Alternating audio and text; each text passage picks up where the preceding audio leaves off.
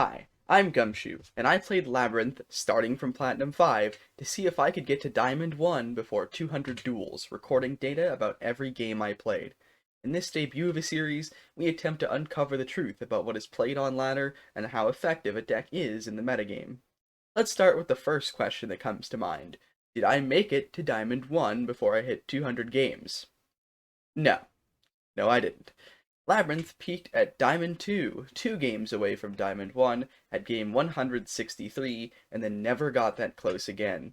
The highest ranking I stayed at was Diamond 2 from game 160 to game 200 before being demoted at the final game, making the final ranking for Labyrinth Diamond 3. The final deck list was this, although it was tweaked multiple times over the course of the run. So what did I run into on my journey?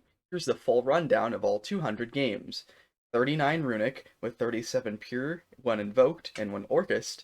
17 Branded Despia with 15 Pure, 1 with an Ido Expulsion package, and 1 with Grass. 16 Sword Soul Tenyi, 15 Pure with 1 Grass Adventure.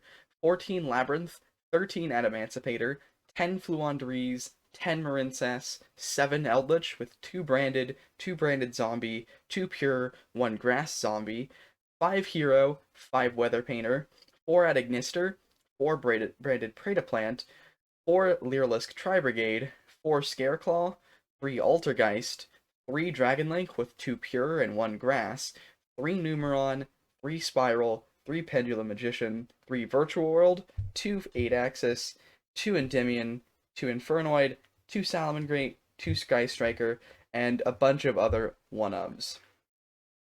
Excluding Platinum games, here's the list of 157 Diamond games.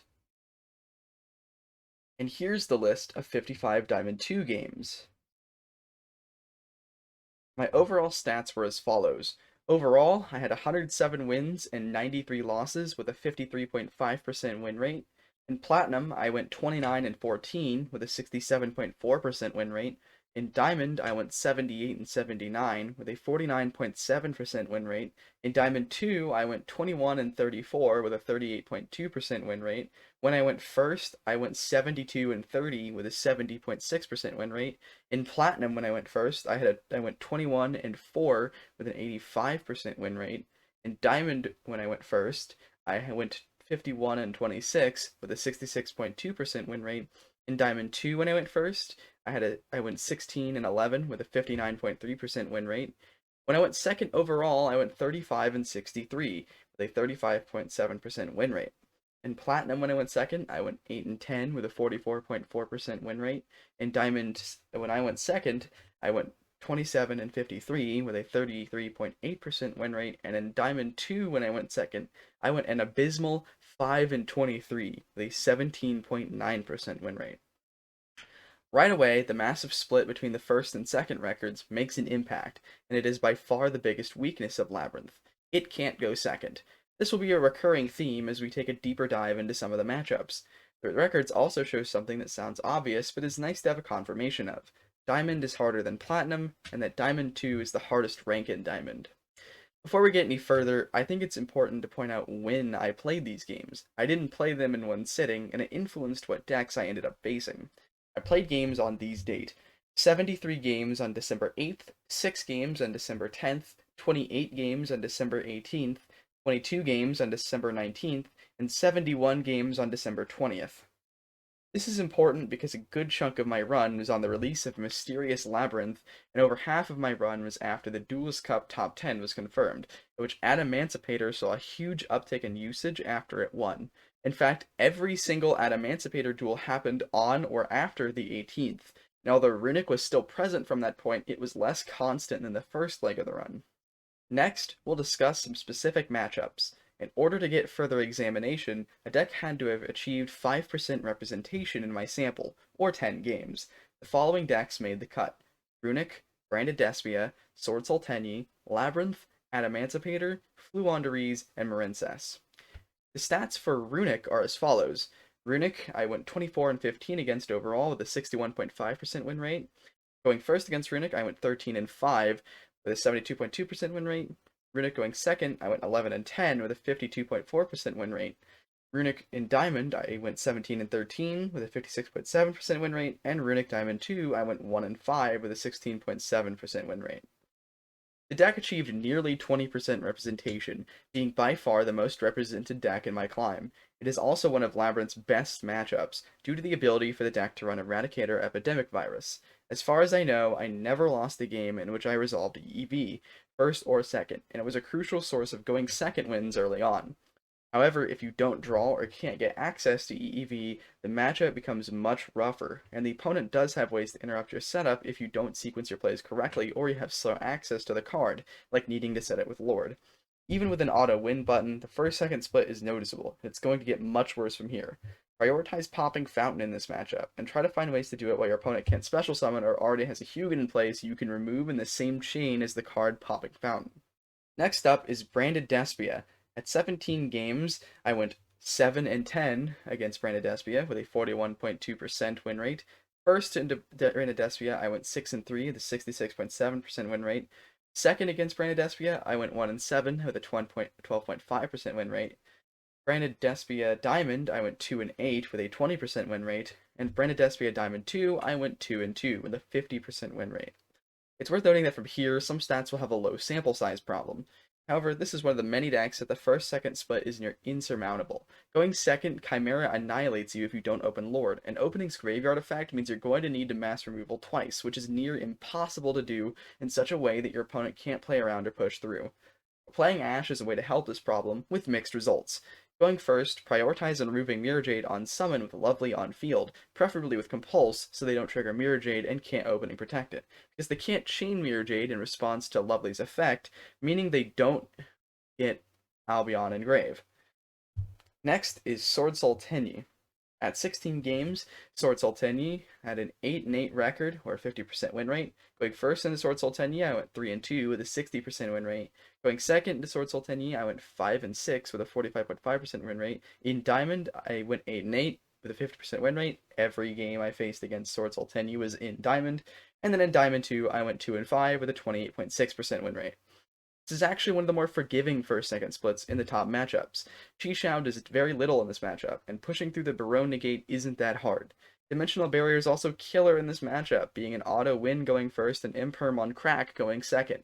Blackout is the only real problem card in the matchup, but sometimes opponents can't or choose not to get access to it, and opening Lord can dampen its usefulness as well. As for going first, popping the token should be good enough. Next up is the mirror match, Labrynth, at 14 games. Against the deck overall, I went 8 and 6 with a 57.1% win rate. Going first, I went 6 and 1 with an 85.7% win rate. Going second, I went 2 and 5 with a 28.6% win rate. In Diamond, I went 4 and 2 with a 66.7% win rate, and in Diamond 2, I went 0 and 2 with a 0% win rate. This is yet another polarized first-second split. Labyrinth has plenty of ways to pop back row if it has to, and with EEV in the list, there are many ways to win a blowout in the mirror. If you don't know what to pop, taking out the field spell first is usually a safe bet, as you know it will trade for a card in a meaningful way. Generally, keeping them from their Labyrinth engine is the best way to stop them. Now for Adamancipator. At 13 games, I went 7 and 6 against Adamancipator with a 53.8% win rate. Going first into Adamancipator, I went 7 and 1 with an 87.5% win rate. Going second, I went 0 and 5 with a 0% win rate. In Diamond, I went 7 and 6. All the games I faced against Adamancipator were in Diamond with a 53.8% win rate. And in Diamond 2, I went 1 and 3 with a 25% win rate. The most extreme split yet. The plan with this one is simple. If you're going first, pop any Adamancipator monster they summon, and if you're going second, Ash the first Adamancipator, or Grass, or Block Dragon effect, and pray they brick. Next up is Fluandereeze. At 10 games, I went 7 and 3 against Fluandereeze with a 70% win rate. Going first, I went 6 and 1 with an 85.7% win rate. Going second, I went 1 and 2 with a 33.3% win rate. In Diamond, I went 6 and 3 with a 66.7% win rate, and in Diamond 2, I went 3 and 0 against the deck with a 100% win rate. Going first, it can actually be fairly tough to interact with this deck meaningfully. Destroying the Flu monsters can be nearly pointless depending on the setup, but luckily Labyrinth is capable of so many pops that they can just remove any bodies to tribute with. If they get the trap set, remember to remove that and draw and standby if you can. Going second, unless they get Wind set up, their only interaction with you is Ryza stacking a card or Avian setting up a negate. However, the resource loop turn 3 is hard for the deck to keep up with without prior setup. Before continuing, I want to shout out the biggest homie ever. Towards the end of my run, I was in a demotion game in Diamond 2. I matched into Hui Wei Go, with Flu player in Diamond 1. They scooped immediately, having nothing to lose. For that, they get my personal pass to play Flu forever. Finally, we have Marincess. At 10 games against Marincess, I went 4-6 with a 40% win rate. Going first, I went 4-1 with 80% win rate. Going second, I went 0-5 with a 0% win rate. In Diamond, I went 3-6 with a 33.3% win rate, and in Diamond 2, I went 2-1 with a 66.7% win rate. Another extreme split. Same strategy to beating them as that Emancipator 2. Just remove any body they summon before they get a Link 1. As it turns out though, going second, this deck has a big problem with unaffected monsters. And the spell Trap Negate with the extreme amount of hand traps they can muster is a death sentence for this deck. Karma Cannon can't come soon enough. That about sums up my journey. In summary, go first. Despite the discouraging stats, I actually do believe you could get to Diamond 1 with this deck. It's proven that it can consistently get to Diamond 2, having to do so twice in my run, so all you really need is a really good string of luck once you're there. Still, I would not recommend this deck if you want the best chance at getting there. Thank you for watching. I plan to make more videos like this in the future, so stay tuned if you want more. If you liked this video, consider liking and subscribing to me, and also comment below what you liked or what you think needs improvement. Also, check me out on Twitter, where I follow other VTubers and Yu-Gi-Oh content, as well as post updates and my thoughts, and Twitch, where I stream Master Duel rank climbs, other Master Duel or Yu-Gi-Oh related content, and other games. Also, if you would like to discuss my content or Yu-Gi-Oh in general with other like-minded people, consider joining my Discord, linked in the description. Thank you, and have a good day.